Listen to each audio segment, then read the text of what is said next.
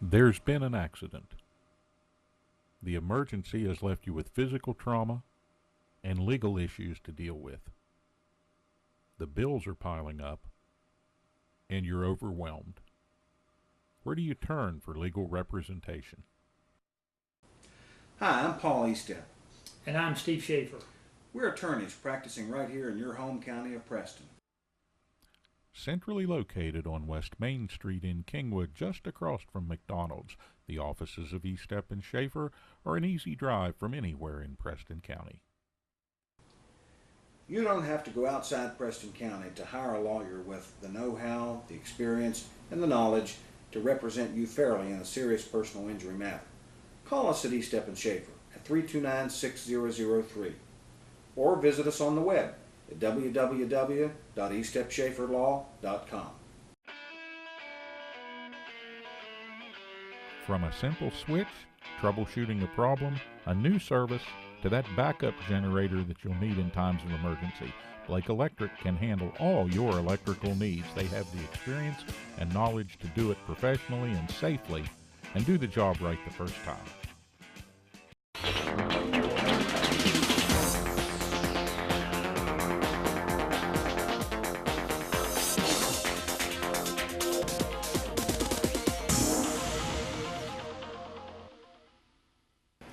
Good evening, and in the Mountain Digital Studios once again, we are here for the Preston Night Coaches Show with head coach Paul Koontz. I'm Steve Blake, and good evening, Coach.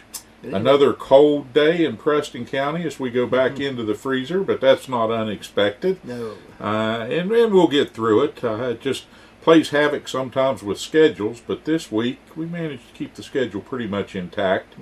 And you and the boys had a mixed bag, but some success, and we'll talk about that in a moment.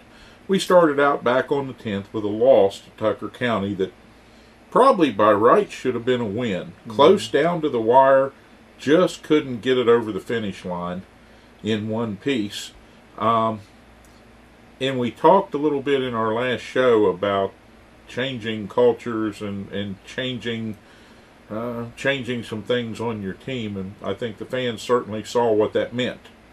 You came out against Tucker County with a different lineup than we'd seen before. You had a sophomore and 4 juniors start that contest. I want to talk just a little bit about the team makeup and how that worked and maybe didn't work by turns, but what I saw most coming off the bench, your seniors seemed to accept the roles that they were given, and for the most part, I thought gave good effort when they were inserted into the contest. Yeah. Your thoughts about that game? Yeah, I mean, we're kind of at the mid-season point, and we changed some lineups again for the East Fairmont game. So, I told the boys the last few weeks we're going to look at the 7-8 guys we're going down the stretch with, and if the job's getting done, you're good to go. If not, we're going to have to work on it, or somebody else will come in. And sometimes you have to send a message if some things aren't getting done. There's other kids that deserve an opportunity to try. Our younger kids come out. They were a little apprehensive starting the game, but they gave great effort, and the rotation of kids and players that come in did do a good job. And we took it down to the wire, and we just made some mental mistakes right there at the end. But probably the thing that cost us that ball game was we missed 17 foul shots. So when you miss 17 foul shots and you're in a 3-point game with 18 seconds to go, those 17 misses really hurt you. So that was the story of the game. Yeah, I thought very much so that free throw shooting was helpful to you in one game and unhelpful in the next. And Tucker County, make no bones about it, and I'm done hashing this single A, triple A, double A thing back and forth. I don't think it makes any difference anymore. I really don't. They brought a good team over here. They play hard, and they did what they needed to do to win that game. We didn't. Yeah. But I saw some things from our vantage point up high in the castle that I thought looked pretty interesting. Number one, you moved John Lockery from the JV up to the varsity. And I felt like he brought a spark to that position that maybe quite hadn't been there before. Maybe not quite used to the speed of the varsity game yet, having played a lot of JV ball this season. But your thoughts on how he fits into the system and how well he's performed? Well, yeah, John's a great competitor, and we were trying Ethan Livengood out at point a good bit earlier in the season, and Ethan's really a wing player. My main thing with all that, I wanted a little taller point guard possibly, and to give that a workout. And we had some success with it. Ethan's a great player, but Ethan's a true wing. He does much better on the wing side, and we were needing a point, and so we put John. The JV didn't really have a strong point guard at that time, so instead of just setting John Noah on the bench, he's too good a player for that. We talked to him, and he said it was fine to go down there, and we're trying to bring some younger kids along and maybe play half a season down there, and we'll see where we're at. And at this point, it was time to maybe bring him back up. He had, he was averaging close to 20 points a game down there, and so when we brought him back up and we put Ethan over at the wing, where he likes to play anyways, and where he's more of a natural fit. John's a competitor. He makes things happen. He moves the ball. He demands the other kids to move because he's moving. He seems to have a great vision of the floor and really know when things are developing where the ball needs to end up, and has a good command of the game. Is it like an extension of the coaching mindset more so when he's in there? He's got the plan, and you're thinking it, and it's coming out on the other end out there? Well, that's what I try to tell the point guard is the quarterback, and you got to be an extension of me. So, I don't need you always looking over at me to tell you what to do. You ought to know what I'm thinking and just go ahead and do it. And we're starting to develop that because, the point guard needs to do that. And, John's doing a pretty good job at that. And our other point guard, Matt Allen, the senior, he's battling in there as well. So we're going to go down the stretch with those two guys and, see what happens. But I feel real good with John Noah coming up. I like the way he runs the team with the activity, and he hustles. I mean, he'll get rebounds. He'll do fine. He's a natural point guard. Yeah, I feel like he doesn't leave you wanting on the defensive end of the floor either. Right? No. It seems like he's always got his head on a swivel and ready to make a play. So looking forward to seeing more of that, and maybe this frees up or makes things a little easier for the guys out on the wing, and they can get the ball in better shooting situations and pour in some points for us. We hope. Now you come out of that tough loss at home back on Wednesday, and on Friday night you seemingly go from the frying pan into the fire because you go up to East Fairmont. Never an easy place to play. The East Fairmont Bees, they run that hive like a true beehive. I mean, they're aggressive, they're mean, they're nasty. Their hot dogs are good, but I don't even like to go to the snack bar. They yell at you if you don't hurry. Seriously, it's a tough place to play a ball game. It really is. And you go in there against a team that was 1-7. Excuse me, 7-1. I got that backwards. 7-1. Yeah. 7-1, and having pretty good success against everybody except maybe the folks on the other side of town there in Fairmont, tearing it up. And you get them to score one of their lowest point totals of the season. You hold them down, and you pull off win number 3 for the Knights, 2 road victories so far on the season, and you drop the Bees to 7-2, and I can only imagine you had to run to get out of that place without getting stung. Yeah, it was, they're ranked 4th in the state. They're averaging 80 points a game. And, I told the guys it would be a quick start. They're going to come at us, and they did. It was 10-0 their favor, and we hadn't scored a point, and it's 4 minutes and 30 seconds to go in the first quarter. And called a timeout and kind of had to challenge some guys and calm some guys down. And, I knew if we could just get into a flow, we'd be okay. But, boy, they came out and hit us like a hurricane early on. And then we just settled down and started to play basketball. And we ended the first quarter with a 16-16 tie. So, as a matter of fact, we went on a 28-4 run. That really turned that game upside down. Now, that made a statement. Yes, and it did. From that point forward, the Knights really kind of addressed the issue in a very succinct manner. You were there to win, and no bones about it. I thought it was great to see another road victory. Well, first of all, to get a victory, congratulations, third victory on the season. And it kind of put an exclamation point on some of the changes that you've been making and some of the things that you've been trying to accomplish here in the first half of the season. So a very good way to get to the midpoint in January with that victory. I'm sure the boys are coming out of that flying pretty high. Yeah, it was a very exciting locker room, and we brought two of the seniors that did have to set out the first quarter against Tucker. Jake Livengood, and came back out and had a 26-point performance. Andrew Lance comes out, 21-point performance. Both of those young men are capable of doing that any night.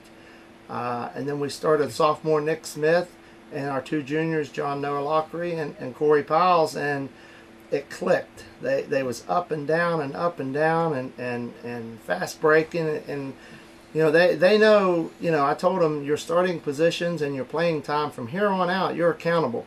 If you're not performing and you don't work hard in practice, there's less minutes. And boy, those, especially Jake and Andrew took that to heart and really, showed me and showed their teammates what they can do. They took over that game, and it was just really exciting. Those kids, I've not heard a Preston High locker room like it was at halftime and at the end of the game. Coach, I don't know how far back in the archives we'd have to go to find 40 points from a duo at Preston. Coach Sanders used to have a few nights from time to time where he'd have big wins and a lot of points, but it was always spread all over the floor. Mm-hmm. It almost never was just a couple of guys taking over a game like that. That's old-fashioned basketball, and that has to encourage you as much as it does the boys, I would think.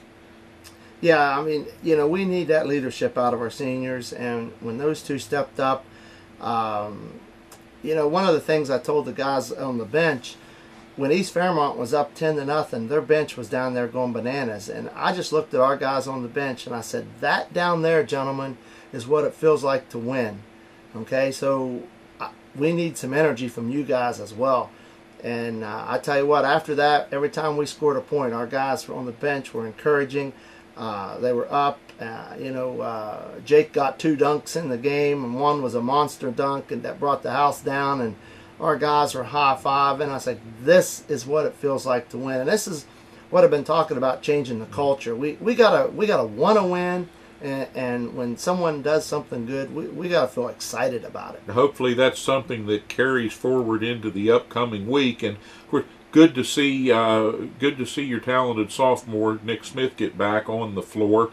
Little scary moment in the Tucker game in the first half after he started and got off to a little bit of a shaky start. He scored and came back playing defense, got in a scrum on the floor, and ended up I think leaving a little bit of himself out there on the hardwood, and he sort of came to the huddle, and then we saw him go off to the end of the bench and beyond and off into the locker room. Didn't see him again. Yeah. Now, what I'll say about that is I know Nick Smith. He races motorcycles. He jumps them through trees. He's a tough kid. Mm. He literally has broken bones and gotten up and gotten back on the bike and went on. So I know he's a tough kid. He could play with pain. Obviously, that said to us up in the crow's nest, something's wrong. Yeah, if it wasn't for the blood, Nick would have been out there. He got a cut above his eye about an inch long, and they glued it shut. They didn't stitch it, but they glued it. And so if it wasn't for the blood, yeah, Nick would have been right out there. But we couldn't really stop the bleeding. Good to see that he got right back to action again, and was able to perform for you up at Fairmont. And I'm sure he was happy to be part of that. Particularly seeing the way that game turned out. But kudos to the Knights for getting maybe the biggest win thus far on the season. I know that first one was a big point, but this may be the biggest and best win so far this season, and hopefully, boys, more to come. As you said, Coach, this is what winning feels like. Let's do some more, because that's pretty good. This week, middle of January, we're halfway through the first month of 2018, a little closer to spring. Not worried about that. Want to see some more good basketball. And you've got some good basketball coming up, hopefully, because midweek, Morgantown High, the Mohegans come in here for the rematch. And I'm thinking that after the win at East, your boys are going to be primed for this contest, particularly because MHS comes in here, their lowest point outputs of the season, 2 of the 3 lowest in their last 2 games. Mm-hmm. They're struggling a little bit right now. They're 5-4. I'm sure Coach Tallman didn't expect the Mohegans to be 5-4 at this point. Probably felt like he'd have a little bit of trouble with the guys across town down there at University, but certainly didn't expect to be flirting with 500 at this point. I don't want to say is somebody primed for an upset, but is it a motivating factor in the Preston locker room when the boys see Morgantown with this record and see Morgantown with this lack of offense over a couple games? Does that get them fired up? Well, I mean, what we're going to try to do is approach this. You mentioned Morgantown, you mentioned University. Sometimes, everybody loses their mind. This is just another high school basketball team. When we played them down there in the first quarter, we scored 2 points. We had we outscored them in the second quarter and was down by 3. But then we come out in the third quarter and we only score 2 points and we give them 21. And then we outscore them in the fourth. So we really, in my mind, showed up for half of that basketball game. And the half we showed up, we outscored them. We just fell apart. But the consistency is better now. Yeah, we shouldn't have any more of those 2-point quarters. I mean, it's going to be a tough game. Obviously, there's no gimmies. They're still very talented, very quick, and they can score 30 points in a quarter at the blink of an eye. But we're going to go right at it. I've spent 8 hours today in the film room watching a video. The game plan is on paper, and we're going to put it in practice tomorrow and Tuesday, and we're going to show up Wednesday night, I can tell you that, and we're showing up to win. And hopefully the weather cooperates and we get 2 good days of practice in and don't have any missed days of school, and people can get back on track, back on some kind of a reasonable schedule, and then let's all turn out in the castle come Wednesday night for what promises to be one of the better ball games, I think, in the state of West Virginia.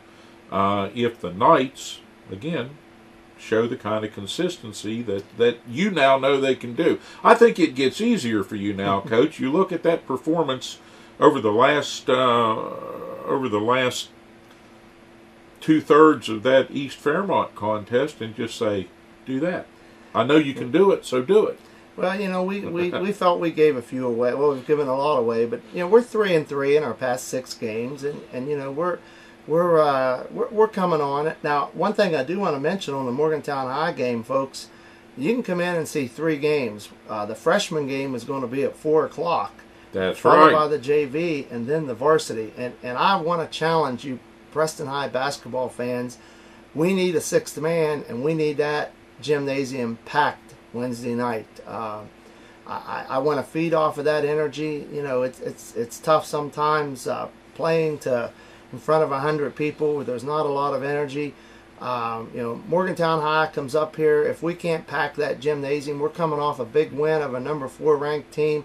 Come out and show your support for these guys, and I guarantee you they're going to play their hearts out for you. And you know, our program is now in a situation where we're playing to win, and we really would support fan support. But you can come out and watch 3 basketball games Wednesday night. Absolutely, and that's rare because normally the freshmen are on a rotation where they're playing away when everybody else is at home, and vice versa. So they get their kind of the tail end of the dog there, and they get the least attendance because of that.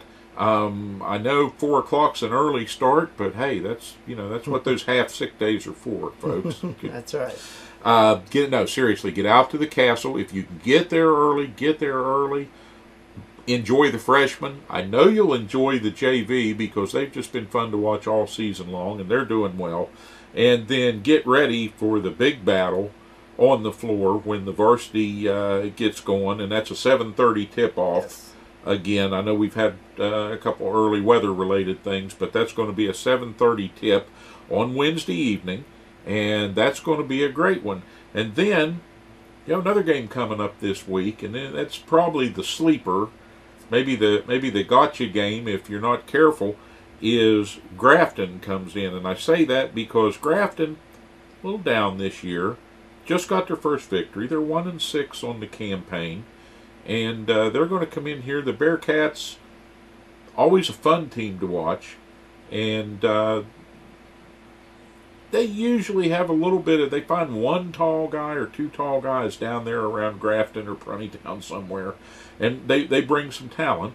So that's by no means a given. That's going to be another challenge for the Knights, and that's a Friday evening game. So that'll be another good one, and I know you're not looking that far down the road. You're laser focused on the next 3 days. Yeah, we want fans to know what's coming. Yeah, we've I got the scouting report a while ago on Grafton. We try to keep 1 game at a time, but they're a very scrappy bunch. Interestingly, their first victory, Coach, a 67-55 win over common opponent Lewis County, which was another one of our victories. So we have that in common with the Bearcats, and they'll come in ready to play.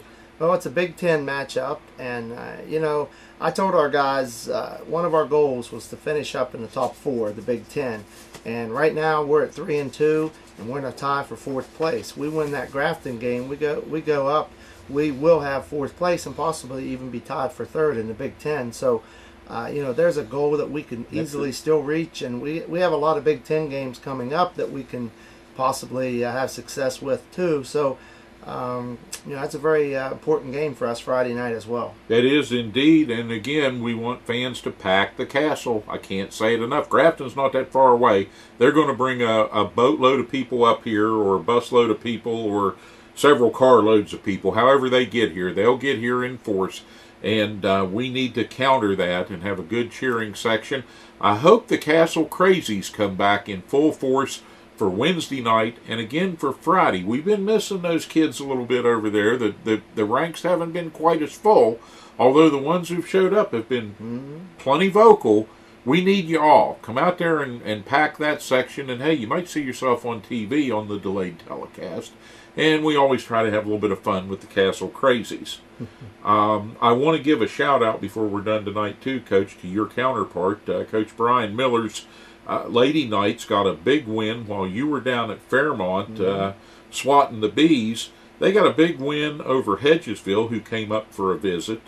Moved to 6-4 on the season, and they won that one 75-56 over a talented Hedgesville group that came in here with their designer bags and their big bus and their boatload of people, and suffice to say, Eastern Panhandle there's money for these programs, and they know how to spend it. They came up here on a road trip and thought, Preston, that won't be a problem, and it was a big problem for them because the Lady Knights they got hot at the right time. A 23-point first quarter, fueled by Mackenzie Friend shooting hot and adding to her 1,000-point plus career total. So the Lady Knights deserve congratulations and kudos to the big crowd that showed up at home for that one, for the girls. As far as the TV schedule goes, we plan to have both the MHS and the Grafton games on a delayed basis, so you'll see them each the following day. And going to try to sneak in a little middle school basketball for you fans of that. South at West coming up next Thursday, weather permitting. All of these games will be on a delayed basis, and the middle school games kind of a little farther behind in that than the high school games for technical reasons, but we'll get them all to you, folks, and we appreciate the coach coming in here on a blustery cold evening for another edition of the Coach's Show. Before we get out of here and let you go someplace warmer than this studio, any final thoughts for the fans? Just Wednesday night's going to be a very exciting game. An opportunity to see 3 games. This young team is still moving forward, but we're learning how to win. We play exciting basketball, starting to play pretty smart basketball, and I tell you what, it's just get out there. Let's put that gym full of positive energy, because these kids will feed off of that.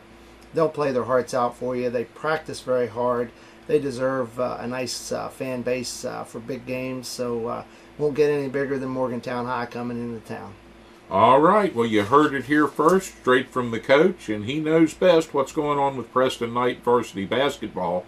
So show up Wednesday night, and we'll go forward from there. But we want to thank you very much for tuning in to the telecast, tuning in to the Coach's Show, whether you're on the Atlantic Broadband Cable Network or out there somewhere on the internet or elsewhere, wherever you see us. Thanks so much, and good night.